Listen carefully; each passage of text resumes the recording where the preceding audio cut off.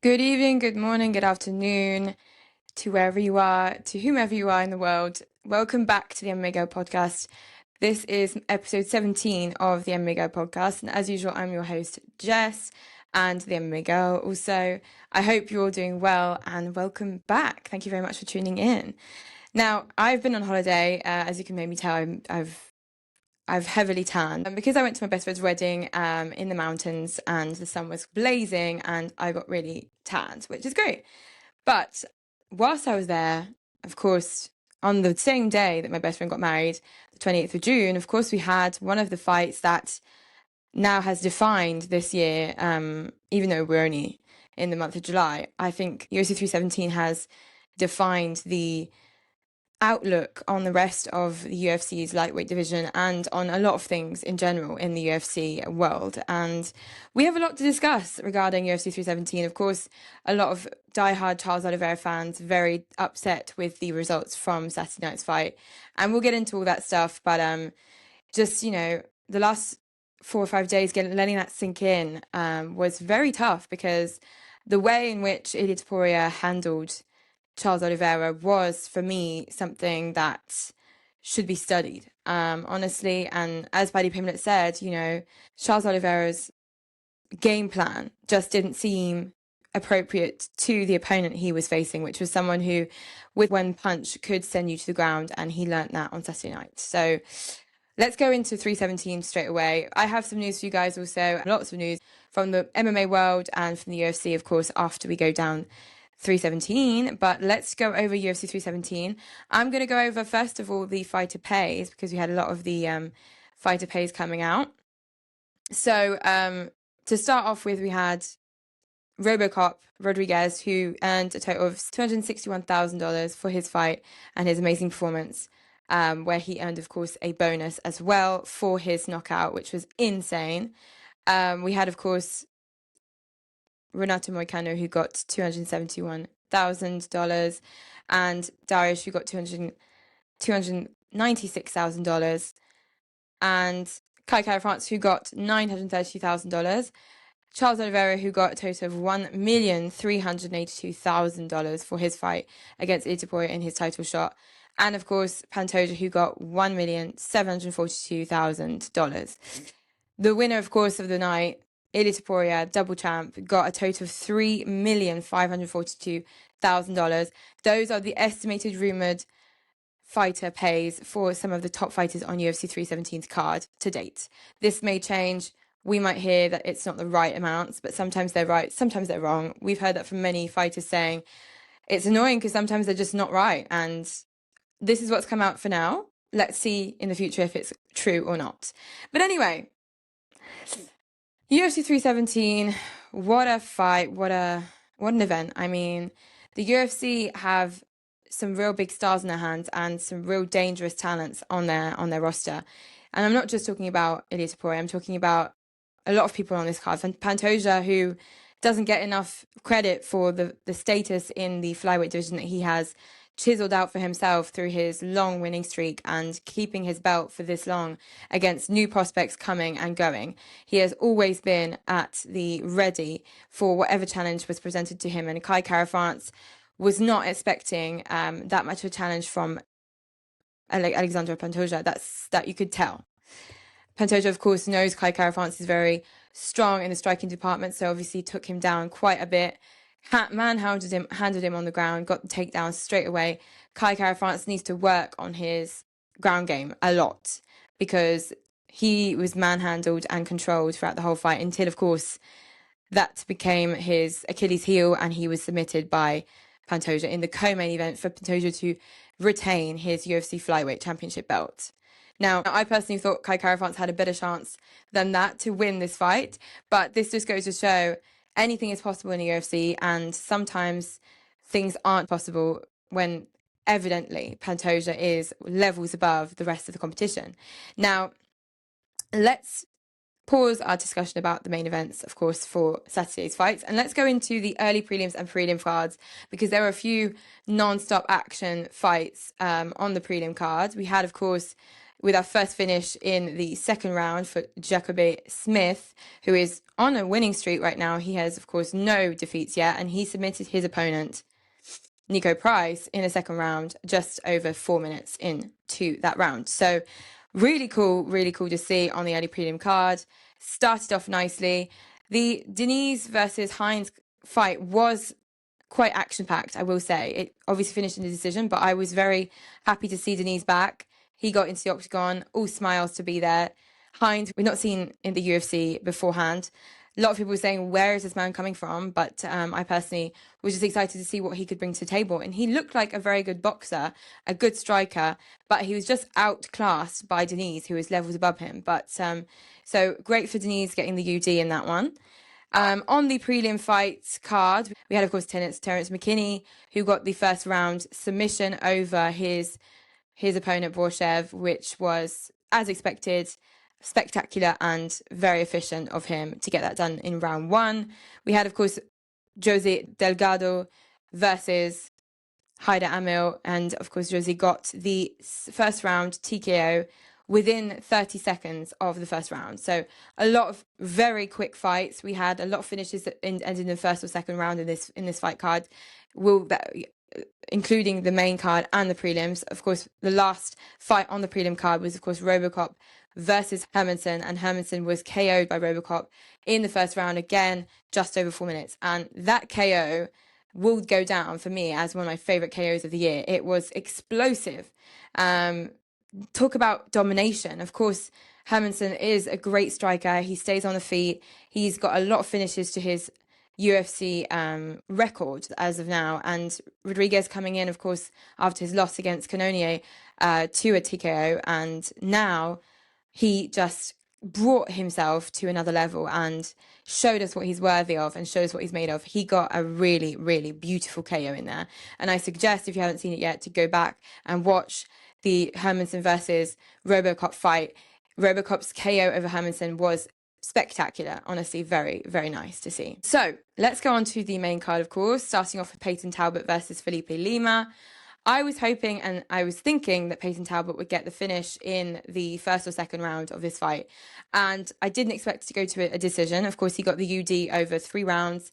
But it wasn't an easy one for him because Felipe took him to the ground, tried to manhandle him. And of course, we saw in his last fight that Talbot had a little bit of issues on the ground, but he isn't too bad.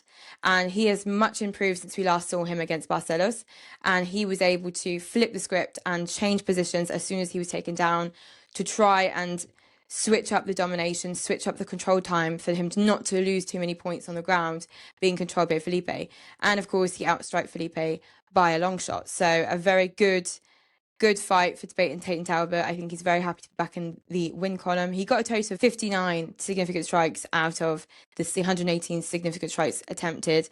And of course, Felipe Lima only landed 26 of his 58 attempted strikes. So very much outstriked, very much an example of a fight where the takedowns that Felipe was able to achieve, the 3 takedowns out of the 5 attempts that he made, Peyton obviously made 1 attempt and didn't get it done.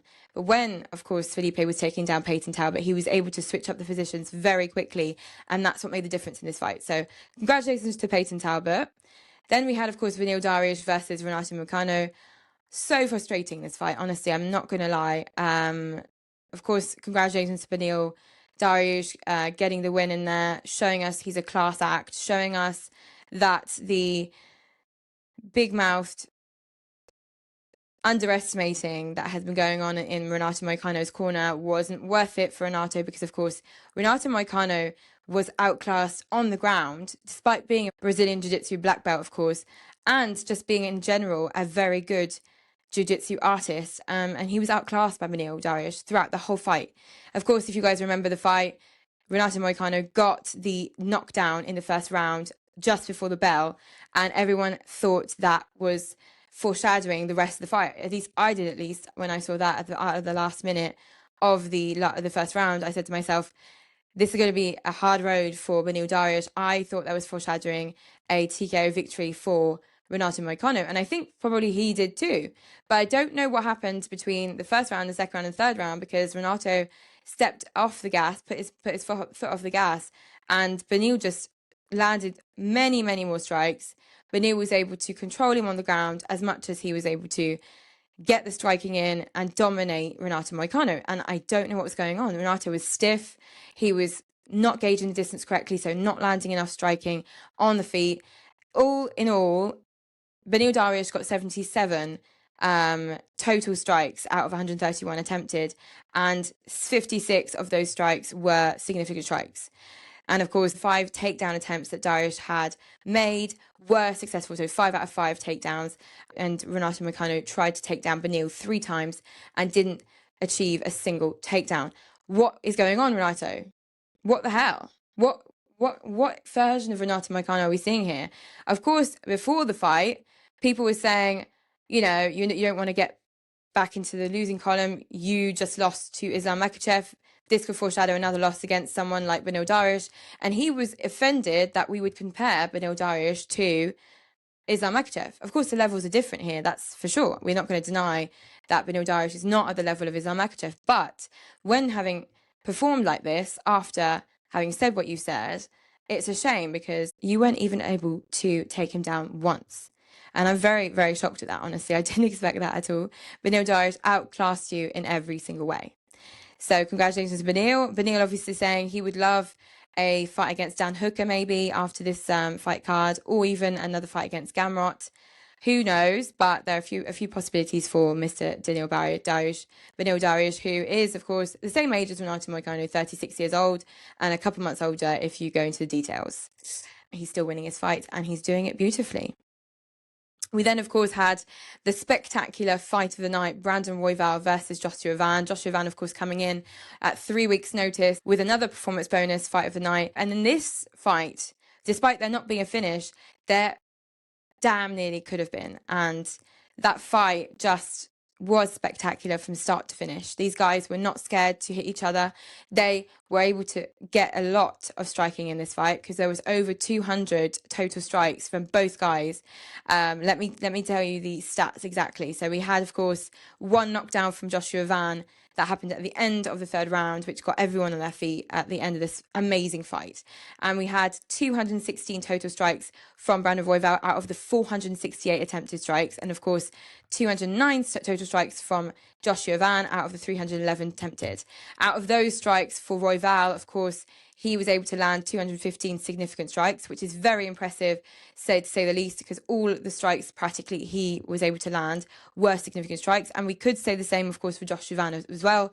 All her strikes were landing. He got 204 significant strikes out of the 209 landed. And let me tell you, that was just beautiful to watch. That is real MMA. That is the MMA we love as fans, of course.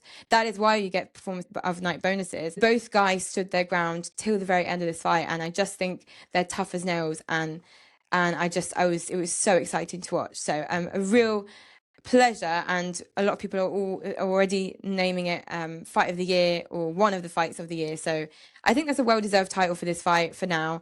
We're only in the month of July, so we'll see what happens next in the coming months. But one of the best fights we've seen all year, and definitely contender for fight of the year. And surely, I think the UFC even posted that it was fight of the month, and that's evident, of course.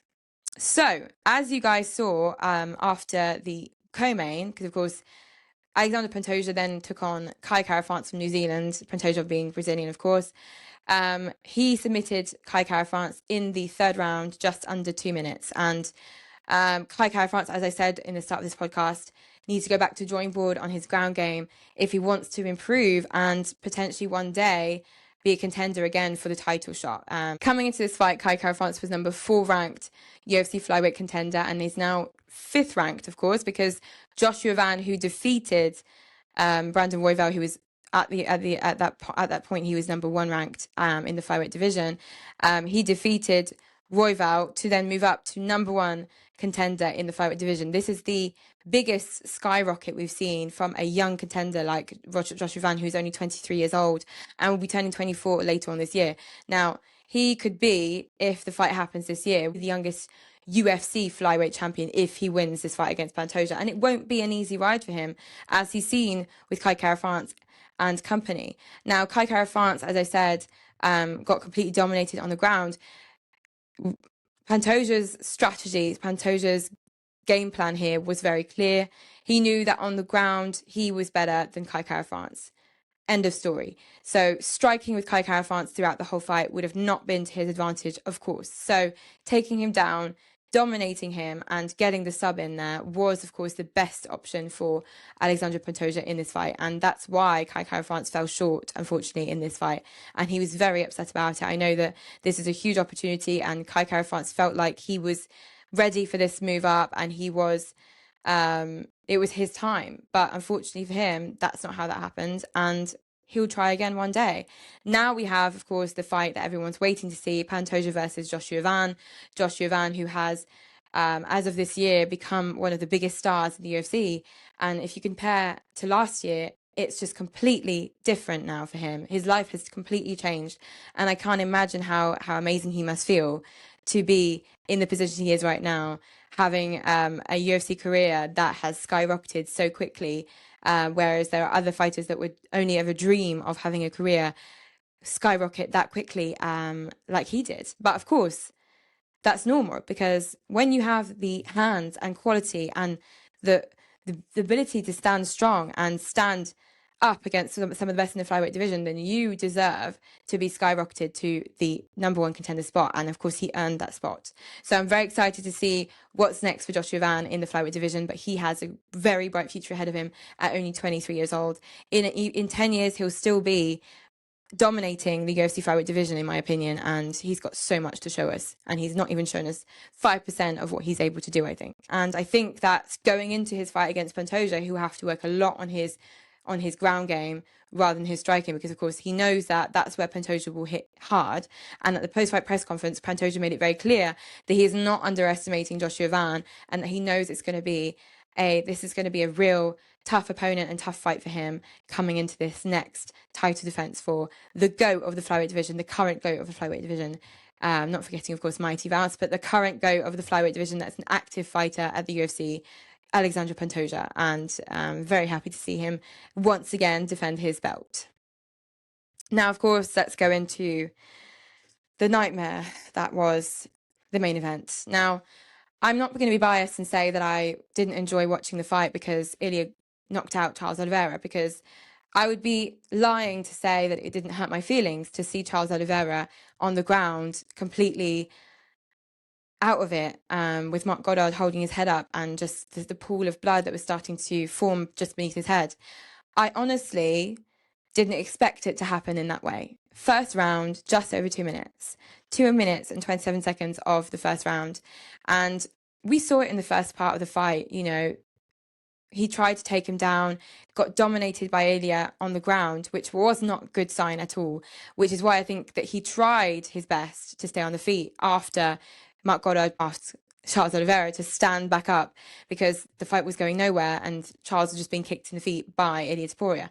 Now, Ilya has already said that Ilya is not someone who does a lot of body kicks or head kicks, and he said that he doesn't seem to find that useful during his fights. So when you see Ilia Topuria giving any kind of kick at all, that just means he's bored and wants you to stand up, absolutely, which is obviously the natural conclusion when one's on the ground and one's on the feet. And once he got back up, Charles Oliveira, he was doomed from then onwards. Ilia Topuria's striking is masterclass. Just with the stats of the first and only round of this fight, you can see 21 significant strikes landed out of 29 attempted, which means he's basically swinging with gold in his hands, and he got the KO win, of course, over Charles Oliveira in the most beautiful fashion, and with a left hook, right hook. He was on the ground and a couple punches on the ground before Marc obviously ended the fight because Charles was out cold. Good on Charles for getting back up and showing his respect. Both guys, of course, respectful. And that's why I'm saying, as I said before, I would be lying if I said to you it wasn't hard to see, because he's now being labeled the legend killer, of course. Ilia Topuria coming into the UFC, skyrocketing to the top and killing our legends, basically, putting on the bench the likes of Alexander Volkanovski, Max Holloway, and now Charles Oliveira. What's next? what, of course, everyone wants to see is a fight between Islam Makhachev and Ilia Topuria, but we won't be seeing that fight anytime soon, as long as Islam stays at welterweight. We've not even seen Islam at welterweight yet, and we're already talking about his fight against Ilya. Let's focus on what's now and what's in the lightweight division, which is, of course, 3 title contenders who all 3 are arguing their case for a potential fight in the coming months against Ilia Topuria. Now, Ilya's not one to back out of a fight, and he seemed to have been already celebrating his victory before UFC 370's pay-per-view happened. So he knew that it would be an easy breezy fight for him. And he said he didn't want it to happen to Charles because he was a fan of Charles. He respected Charles and he liked Charles. So to see that happen, of course, was satisfying, of course, for those who were supporting Ilia Topuria from the start. And of course, those who expected Ilia Topuria to put Charles to bed were, of course, correct in guessing so. Now, let's go into what that means now for the lightweight division, because there are a lot of moving parts again. And I think that the lightweight division will always be one of the most exciting divisions in the UFC. Of course, Ilia Topuria winning the lightweight belt on Saturday night meant a lot of repercussions on the lightweight division. And we heard news from, of course, Justin Gaethje a couple of weeks ago saying that if his next fight isn't for a title, then he would retire. Now, a week later, he was interviewed by Schmo, and he said to Schmo, listen, I said that in the heat of the moment. I can say something like that and then the next day wake up and it not be at all what I want to do. So we don't know what happens with Justin Gaethje right now. We don't know what's going to happen with him. But Dana White wasn't so happy to hear that Justin Gaethje said that, because he said, well, that's a bit whack. If you are thinking about retiring, then you should just retire. Now, of course, if you're thinking about retiring, then retire. But he's thinking about retiring because he wants 1 or 2 last legacy fights where he would be considered one of the best fighters in his division. And I think he's already got that position down to a T, but he wants another last and final title shot. Maybe after Saturday night, seeing how Ilia Topuria manhandled and slept Charles Oliveira also so quickly, maybe that will make Justin Gaethje think twice, because he was obviously in the T-Mobile Arena in Vegas for the event, as were Paddy Pimblett and Arman Tsarukyan. That was great for them to be able to witness that in person and get a real feel for who the next opponent will be. Now, that's where all the whole discussion comes about, because if we give Justin Gaethje a title shot before Paddy Pimblett and Arman Tsarukyan, that would make less sense, because Arman Tsarukyan is, of course, #1 contender, so that would make, of course, complete sense that he gets the next title shot, which is, I think, what should be happening. In the case that it's not Arman Tsarukyan, then giving a title shot to Paddy Pimblett would be making a lot of sense in terms of the storyline, because, of course, these 2 guys hate each other, and they have had multiple altercations even before knowing that they were going to fight each other, even before Ilya moved up to lightweight. So I think the story is very beautiful here. Of course, Dana wasn't happy that Paddy Pimblett came into the octagon, but he could not blame Paddy Pimblett or Ilia Topuria, because it was Joe Rogan's idea. Now, Joe Rogan likes to stir the pot. He likes those kind of last-minute face-to-faces in the octagon, as we saw with Pantoja and Joshua Van. But that was planned, and that's what they wanted. And he had become #1 contender. This was a #1 contender fight between Joshua Van and Royval. The fight that took place at the end of the night between Ilya and Charles Oliveira did not determine Paddy Pimblett could have a title shot, of course. And his fight against Michael Chandler was not his last fight. Was not for a #1 contender spot. So Arman Tsarukyan is or has been a little bit punished by the UFC for the fact that he pulled out from his fight against Islam Makhachev. we're now hearing that he may have not made weight, but the original excuse was that he was injured. He had injured his back the last day of his camp, which meant, why would he say he'd injured his back if he just didn't make weight? He's obviously gone on to say, Arman Tsarukyan, he didn't ever miss weight. He's never had a problem losing weight. And he says he'd never be open to moving up to welterweight, because he'd move down to featherweight quicker than he'd move up to welterweight. And that kind of shocked me, because he must walk around heavier than a welterweight. So how could possibly Arman Tsarukyan, with all the muscle and how big and strong he looks, go down to featherweight? But he's the same height as Ilia Topuria, so maybe for him, losing the weight isn't a problem. Anyway, Justin Gaethje, if he gets his title shot first, then we know what will happen during this fight. So I think the most interesting fight to make, and this will go on, of course, to the latest news that I've got for you guys, because, of course, we heard from the horse's mouth, DDP, that a fight between Paddy Pimblett and Justin Gaethje could just make sense because they want to determine the next up and coming number one contender for a fight against Ilya. In the meantime, Arman Tsarukyan should get his fight. That is the logic conclusion as he is number one contender. If the UFC want to make him wait a little longer, they could maybe put him in a fight against Paddy Pimblett or Justin Gaethje. I think between Paddy and Justin Gaethje, Arman Tsarukyan would be more likely to fight Justin Gaethje than Paddy Pimblett, in my opinion. But is Paddy Pimblett willing to fight Arman Tsarukyan to secure his place for a title shot, or is he willing to wait until a title shot is offered to him? So that kind of makes a little less sense to me anyway. But I would love to see a Paddy Pimblett versus Ilia Topuria. The storyline is right. The hatred between both guys is correct. And I think that if anyone were to be able to knock out or knock down an Ilia Topuria from his throne, it would be Paddy Pimblett. Not only because Paddy Pimblett has a game plan and a strategy when he comes into fights that seems to work very well for him, but also because simply the fact that there's this beef between them and that Paddy seems so hyped up about it and happy about it. You could see Paddy rubbing his hands ringside when Joe Rogan was talking about him and they were putting him on the side-by-side on the camera next to Ilya. He was so excited, and I think the idea for a huge money fight makes Paddy Pimblett very excited. He feels deserving of that fight since he has ploughed through all his opponents recently. And also, I think that Paddy Pimblett knows that he can get into Ilia Topuria's head, and that's where that could be a weapon that he could use against Ilia Topuria that a lot of other fighters have never been able to do. Especially in this fight, I felt like, I don't know if you guys noticed this, but when Charles Oliveira was coming outside, was coming out from the locker room, he looked very stern, very stoic, very serious.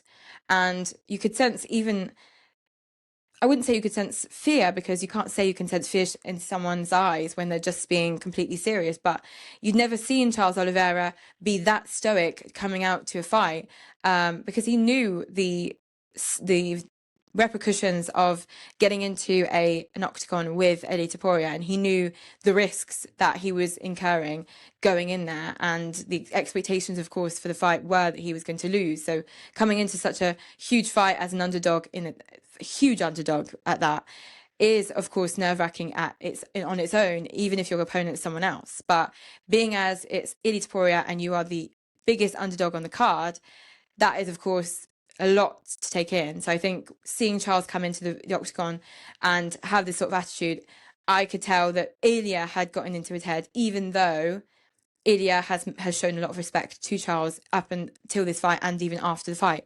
But all that Ilya was saying, of course, celebrating his win beforehand, saying that he didn't want it to be Charles, but he's saying sorry to Charles, sorry I had to do this to you, even before the fight.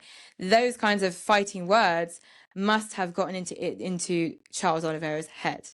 Now, Ilia Topuria versus Paddy Pimblett could be the way to crack the puzzle and crack the code to beating Ilia Topuria.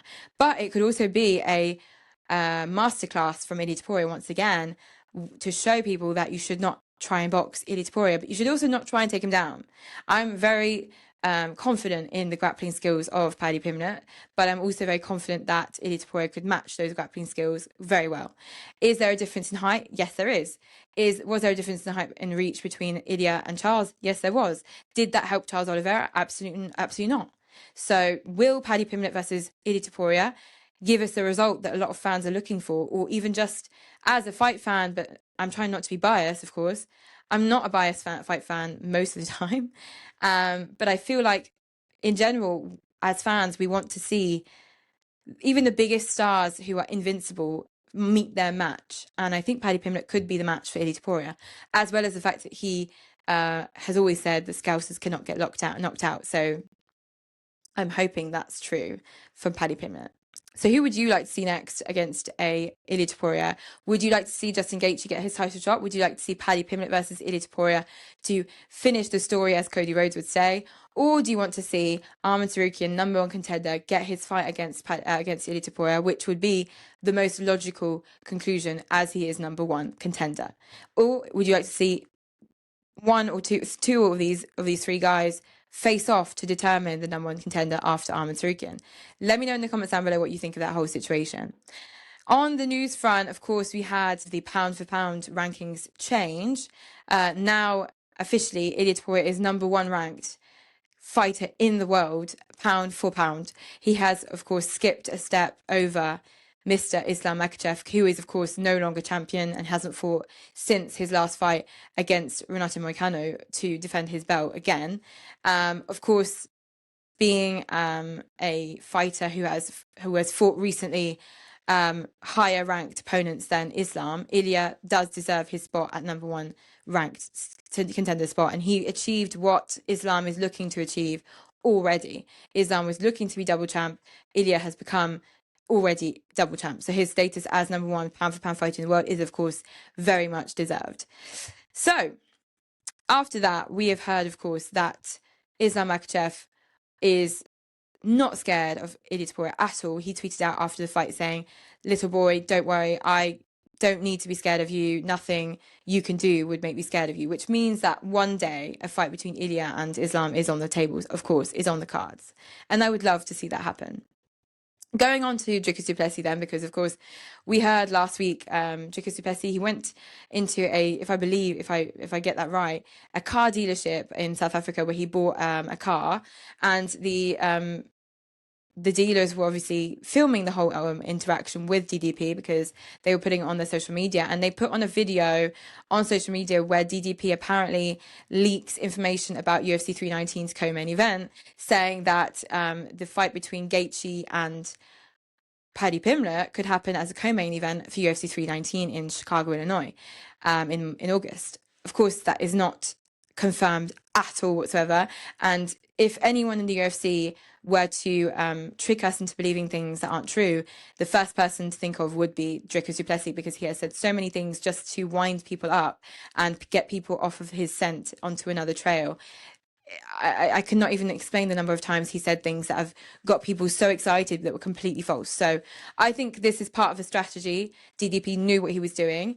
Paddy Pimblett said, "I'm no way going to be fighting in August," so I don't think that's going to happen at all. So that could be a real just sneaky way of just messing around with the fans and messing around with the MMA media guys. But it could also be true. I'm not sure. For now, I think it's not true, but we could see this fight maybe later on in the year, September, October, November, hopefully one time. And I hope that Ilya will fight again this year, because a fight against Ilia Topuria in the lightweight division is, of course, very much easy to matchmake now that we have a lot of options. On other news, Ben Askren, of course, former UFC fighter Ben Askren, was up until a couple of days ago unresponsive due to a very severe case of pneumonia, and we have heard that he has had a successful lung transplant and is on his feet and walking around responsive in the hospital. He's still in the hospital, of course. He's not come out, but when you've had a lung transplant, I don't think they send you home the same day as soon as you wake up. So he's getting his recovery going little by little, and it's just really good to hear that Ben Askren is doing better, because there were quite a few people saying he was unresponsive, and that was really, really, really concerning. So good news on the Ben Askren front, and that's great to hear. Let's move on to Aspinall, because of course Cyril Gane has been piping up in the last few days, of course, regarding a potential fight between himself and Tom Aspinall. As you guys know, in 2023, UFC Paris, the second edition of UFC Paris took place. I was, of course, there. Tom Aspinall was there because Cyril Gane was facing Spivak in the main event. And Tom Aspinall was not yet the interim UFC heavyweight champion. He was simply a high-ranked opponent, but not as high-ranked as Cyril Gane. So Cyril, when offered a fight against Tom Aspinall, said, of course, no, I'm not interested. He's lower ranked than me. I don't need that kind of fight. Just up until, of course, when John Jones pulled out of his fight against Stipe, and the interim fight was, of course, established between Pavlovich and Tom Aspinall, and Tom Aspinall became interim champion. And that made everything very interesting, because Cyril just refused a fight against Tom Aspinall for many reasons, saying he had scheduling difficulties, saying it wasn't an interesting fight for him. After that, he was, of course, offered a fight last year, which was, of course, not going to happen because he was filming something for Netflix. So, as Aspinall said in his own words, he's been dodging me for too long. He needs a lesson, and I'm going to make sure he learns his lesson from what he did. And Cyril Gane is all for it now. Cyril Gane is saying, I want to fight against Tom Aspinall. My manager is in talks with Hunter Campbell. we are talking about the dates, the locations, when it's going to happen, etc. So the fight between Cyril and Thomas Aspinall is imminent. I think the announcement will be made in the next couple of months, but I'm sure that we're getting that fight this year because Thomas Aspinall, he looks just like he's chewing at the bit. Of course, Thomas Aspinall has been waiting to fight since he won his belt and defended his belt against Curtis Blades, of course, for the second time he'd fought Curtis Blades. And we all know how that went down. So since then, we've not seen Thomas Aspinall in the UFC octagon. And at 28 years old, his prime is being wasted. So I'm very happy to hear that a fight against Cyril Gane could be in the works for the end of this year. And it should be if it's not. Anyway.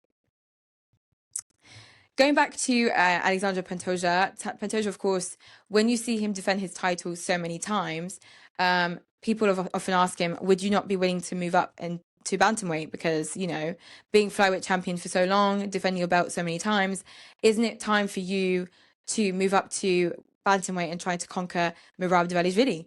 And Merab, of course, highly appreciates and highly respects Alexandre Pantoja and wouldn't want a fight against Alexandre Pantoja. And Pantoja has expressed his unwanting to vacate his belt just to move up to bantamweight. But he would, however, as he said a couple of days ago, be open to a fight against Merab Dvalishvili just for an exhibition fight for the BMF belt.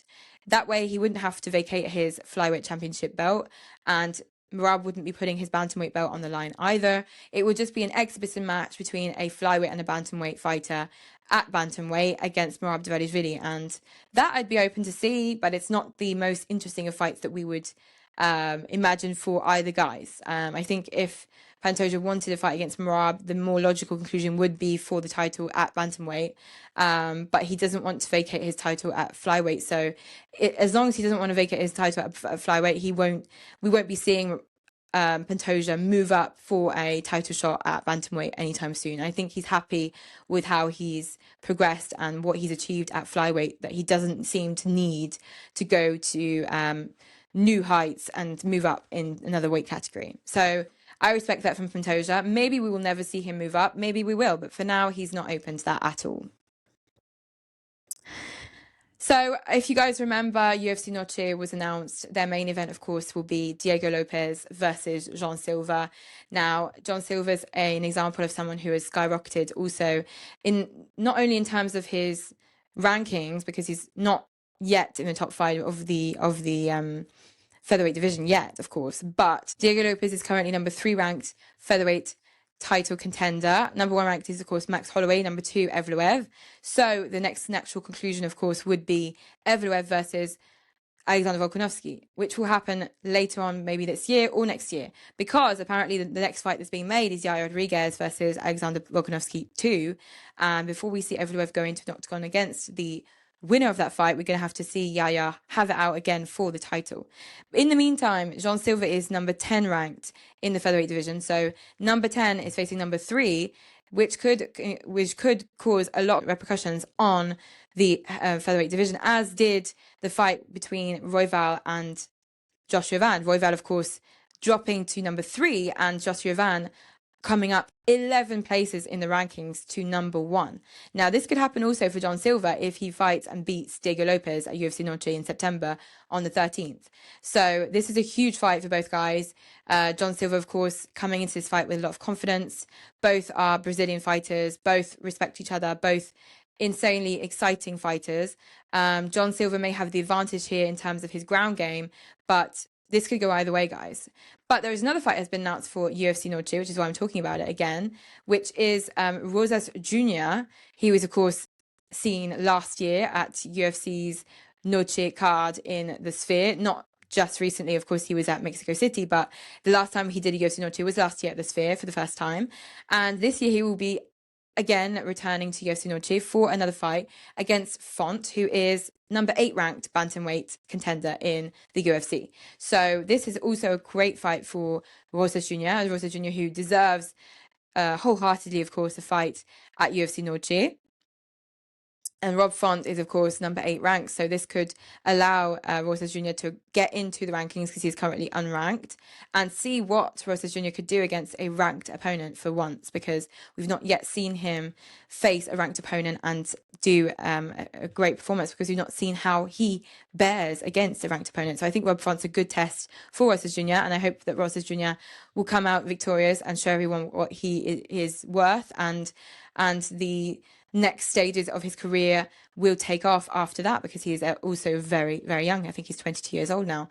So Rosas Jr. will be also at UFC Noche against Rob Font in September on the 13th. On non-UFC news, I don't think you guys watched this fight. I hope not. But Jake Paul took on Julio Cesar Chavez last weekend, and he won via UD, of course, because these fights are almost rigged.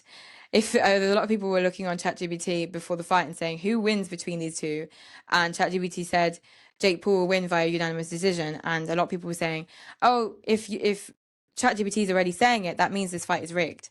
I don't know if this fight's rigged. We're not going to accuse anyone of rigging their fights. I hope he's not, because Jake Paul has just entered the rankings of the cruiserweight division in boxing in general. So that is huge for a fighter that has come from social media, content creation, influencer, to go from that to a actual ranked boxer in his division is insane. And he won, of course, by UD. The thing I wanted to tell you guys is that apparently this pay-per-view only made 38 pay-per-view buys. Now, I don't know if that's true, because it seems a little bit crazy to me that there would be only 38 real pay-per-view buys. Maybe most people didn't want to watch the fight and pay for it, so they were like, I'm just going to stream it illegally or something like that, and most people didn't buy the pay-per-view. Maybe the 38 pay-per-view buys is actually true.